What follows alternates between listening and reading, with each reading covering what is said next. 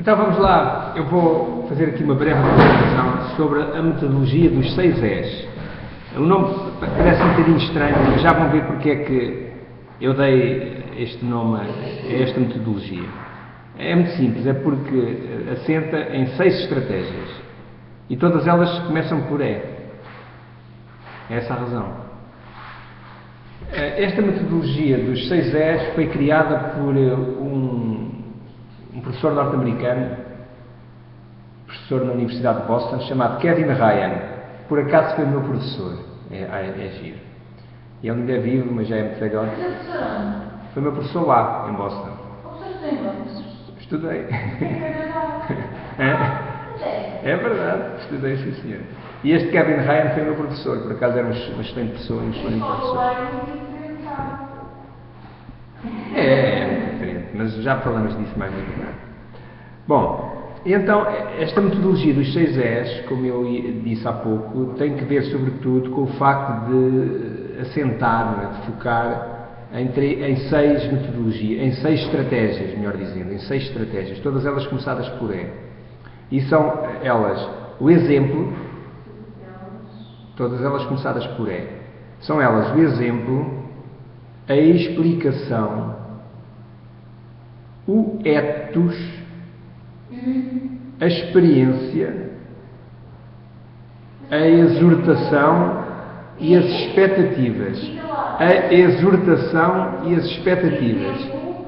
Então eu vou repetir. As 6 estratégias da metodologia dos 6 Es são exemplo, a explicação, ethos,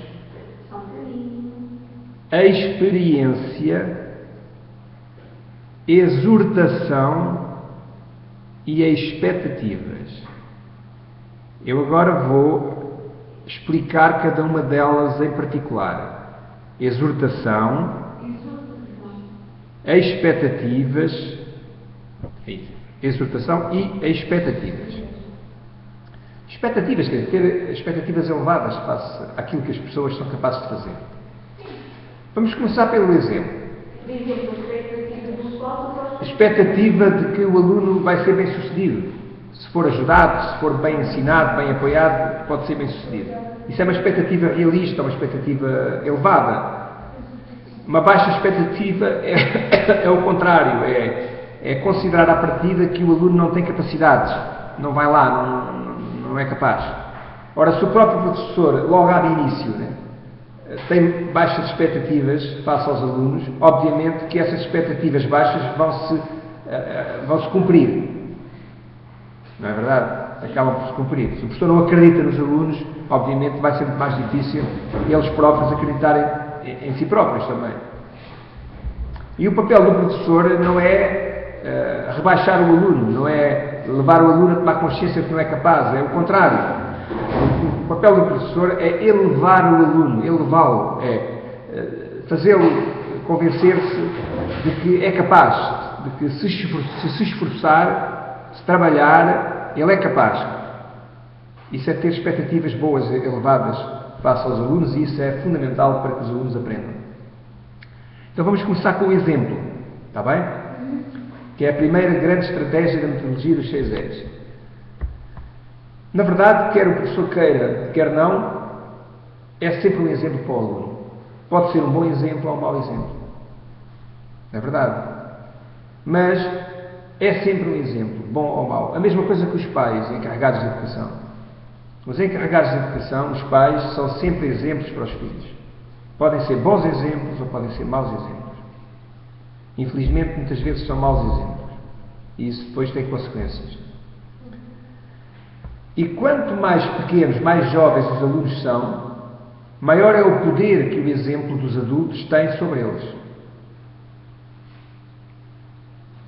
E mais importância os alunos dão aos exemplos que vêm dos professores.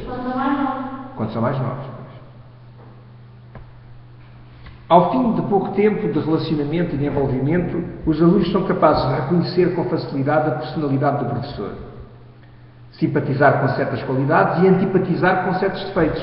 Não tenhamos dúvidas, os alunos são muito perspicazes, nomeadamente no primeiro ciclo. em que existe o professor titular de turma. O professor passa muito tempo com as crianças, com as mesmas crianças. E muito rapidamente as crianças, mesmo com 7, 8, 9, 10 anos, se apercebem da personalidade do professor. E conseguem estabelecer uma visão valorativa e até crítica em relação àquilo que o professor faz e àquilo que ele devia fazer e não faz, ou àquilo que ele faz erradamente. Portanto, as crianças nesse aspecto são muito perspicazes. E raramente os alunos se enganam quando apelidam um professor de ser injusto, ou de ser rude, ou malcriado. Não tínhamos dúvidas, há professores que, ou por falta de vocação, ou por problemas de caráter, não cumprem verdadeiramente a sua função. Infelizmente são poucos, mas há alguns que rebaixam os alunos, que insultam os alunos, que põem certos alunos de lado em relação a outros, que manifestam preferências por certos alunos. Portanto, e tudo isso, as crianças reparam nesses erros e nesses defeitos do professor. Mas quer queiramos, quer não, são muitos os professores que deixam uma impressão duradoura nos alunos. Aliás, muitas vezes até a própria vocação do aluno, a vocação que se vai despertando no final da infância e na adolescência, essa vocação muitas vezes é despertada, é construída a partir do exemplo de um professor.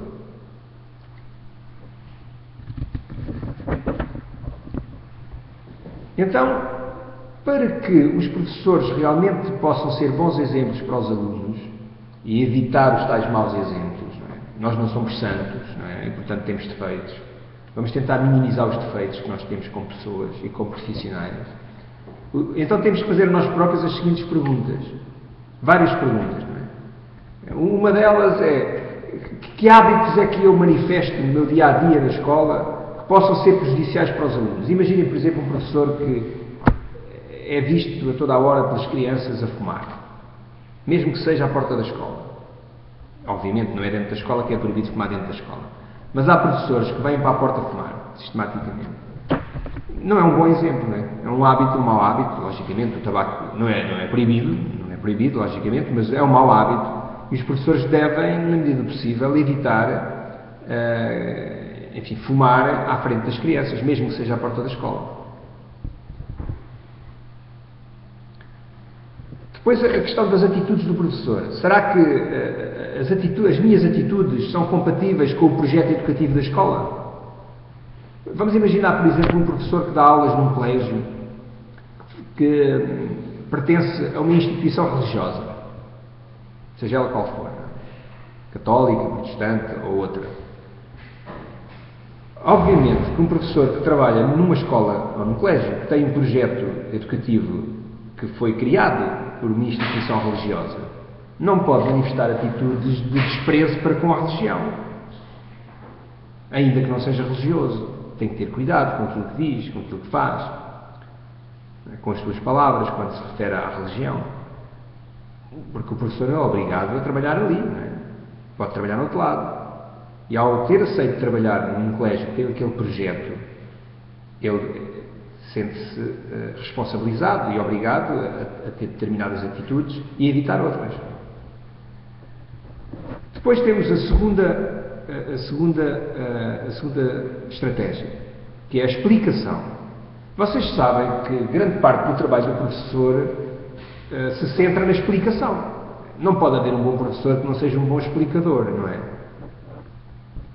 Essa, aliás, é uma das principais funções do professor, a de explicar. Explicar, no fundo, é tornar fácil aquilo que é complexo, é decompor nas suas partes aquilo que é de facto complexo e, portanto, é criar oportunidades às crianças, aos alunos, para irem aprendendo step by step, quer dizer, a passo e passo. E esse trabalho é feito pelo professor e grande parte dele passa pela explicação. Explicação do problema, explicação da teoria, etc. E quanto mais complexo for um assunto, mais importante é que o professor o saiba explicar bem. Por isso é que os pais dos alunos mais pequenos, no segundo ciclo e no terceiro ciclo, recorrem tanto aos explicadores de matemática. Porquê? Porque a matemática é a matéria mais complexa do currículo. É a mais bonita, mas também é a mais complexa. É a mais importante, enfim, juntamente com a língua portuguesa, não é? Mas também é a mais complexa. E como é uma matéria complexa, a matemática, exige que os professores que ensinam matemática sejam bons explicadores. Saibam a matemática, saibam aquilo que estão a ensinar, porque a matemática é uma coisa que não é assim ou assim, assim. Ou é ou não é, quer dizer, não admite aproximações, de género, bom, talvez seja assim, talvez seja assado. Não, é ou não é. O rigor é essencial na matemática. E, portanto, não chega que o professor saiba os conteúdos da matemática. Tem que ser um bom explicador, tem que ser paciente, tem que acreditar que as crianças são capazes.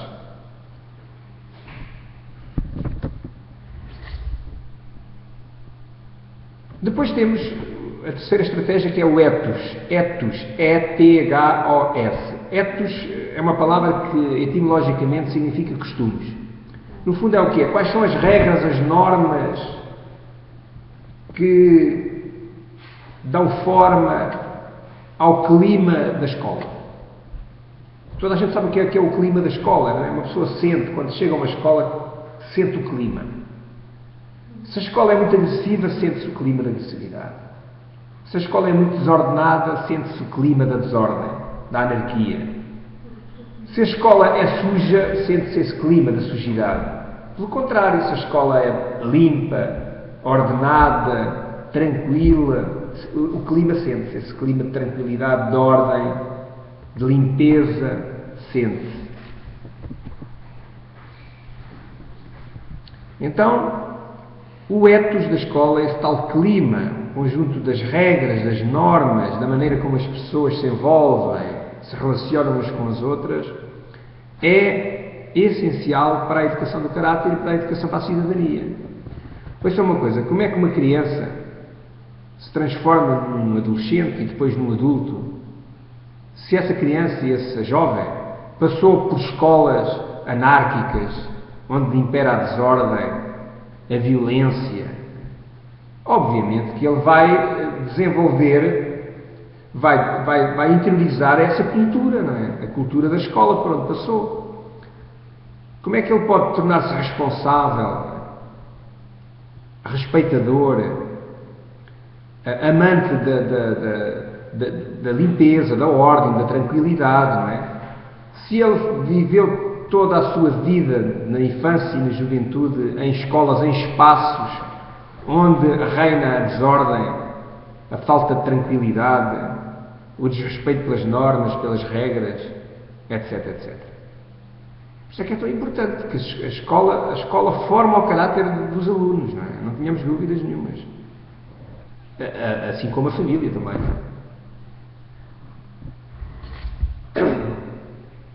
Para que o ethos da escola seja favorável ao desenvolvimento do bom caráter e da educação para a cidadania, esse ethos tem que assentar numa ideia, que é a ideia de bem comum. Nós só damos importância ao bem comum quando não dispomos dele. Reparem bem, quando não há bem comum, o que é que acontece? Há discórdia, não é? É ou não é? Quando as pessoas não se entendem sobre aquilo que é o bem comum, há discórdia. Ora, em ambiente de discórdia, não se consegue florescer, nem prosperar. Esta do prosperar faz-me lembrar, vocês lembram-se do Spock, que morreu há pouco tempo, o ator, acho que era da Guerra das Estrelas. E ele despedia-se com este sinal, que era, fazia assim e dizia, tem uma longa vida e prospera. É isso que todos nós queremos, é ter uma vida longa, mas conseguirmos prosperar ao longo da nossa vida. Isto é, à medida que os anos avançam, nós estamos mais perto da morte. Mas ao mesmo tempo, sentimos que vamos construindo. Estamos a criar, a construir. Não é? E quando isso acontece, nós somos felizes. Não é? Florescemos como pessoas, apesar de sabermos que estamos mais perto da morte, ou estamos mesmo perto da morte. Mas quando nós não prosperamos, não é? Obviamente que não conseguimos florescer.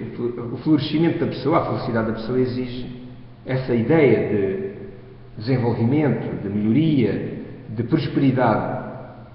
No fundo, aquilo que nós queremos, que é, fomos habituados a aceitar essa ideia, que é de que os filhos possam ter uma vida um pouquinho melhor do que os pais. E os pais já tiveram uma vida um pouquinho melhor do que os avós, e assim sucessivamente. Quando isso acontece, as pessoas têm esperança. E a esperança é essencial à felicidade. Mas quando isso não acontece, então as pessoas ficam desesperançadas, sem esperança. Começam, enfim, a sentem-se tristes, impotentes. Portanto, o ethos é muito importante como estratégia para a educação para a cidadania. Depois temos a experiência. No fundo, é através da experiência que nós aprendemos a corrigir os nossos erros. E é também através da experiência que nós fortalecemos os nossos hábitos. Já repararam? Ora, reparem nestes dois aspectos. Por um lado, os erros que nós damos e a correção deles. Por outro, o fortalecimento dos nossos hábitos. São duas dimensões absolutamente essenciais. Porque, reparem, se nós não aprendemos a identificar os nossos erros, vamos continuar a dá-los sempre. Mas não chega a identificar os erros. Esse é o primeiro passo. O segundo passo é, depois de identificarmos os nossos erros, temos que os saber corrigir. Temos que ter a oportunidade para os corrigir.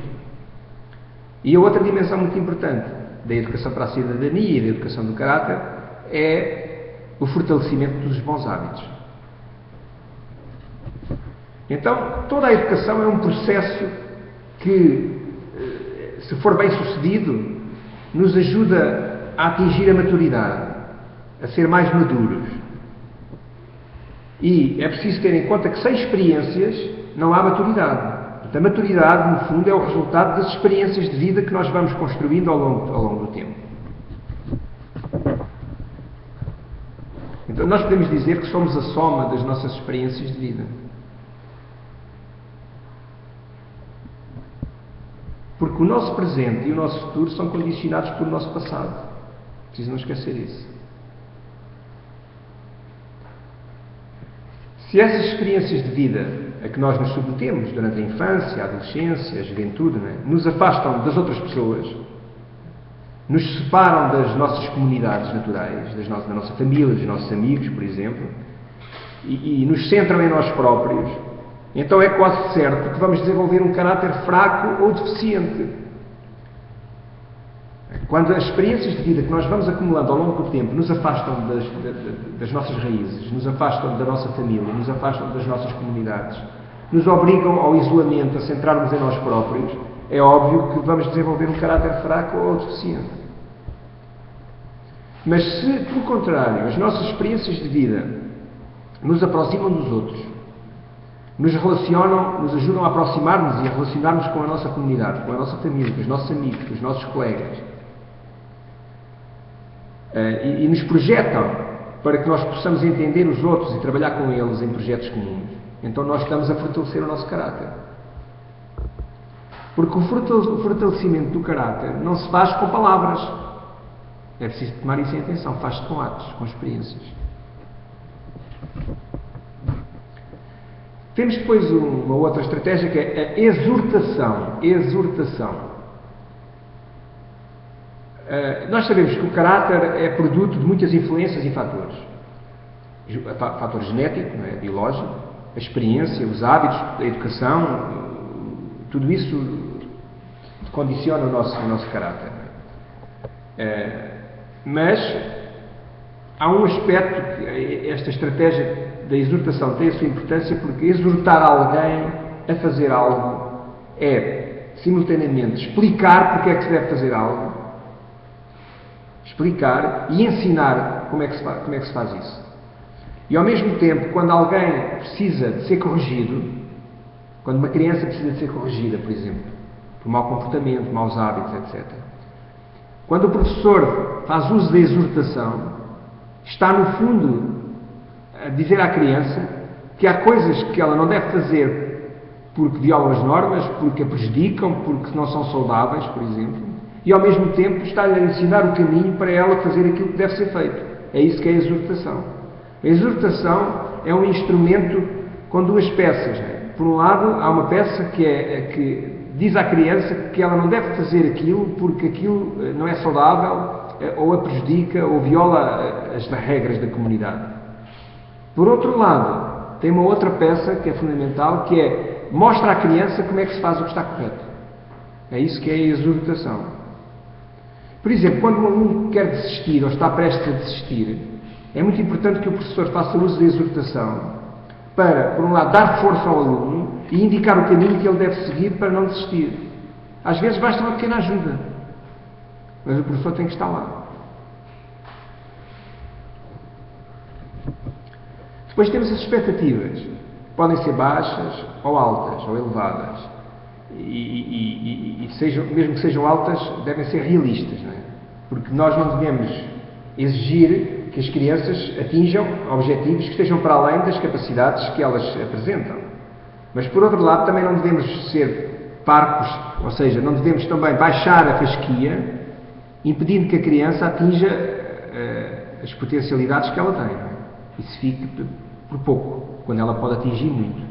Então o professor tem que saber se está perante uma criança que pode atingir muito mais, e então tem que elevar as expectativas, ou faça uma criança que tem algumas limitações, mas que pode ser ajudada a atingir o nível de que ela é capaz, através das tais expectativas realistas.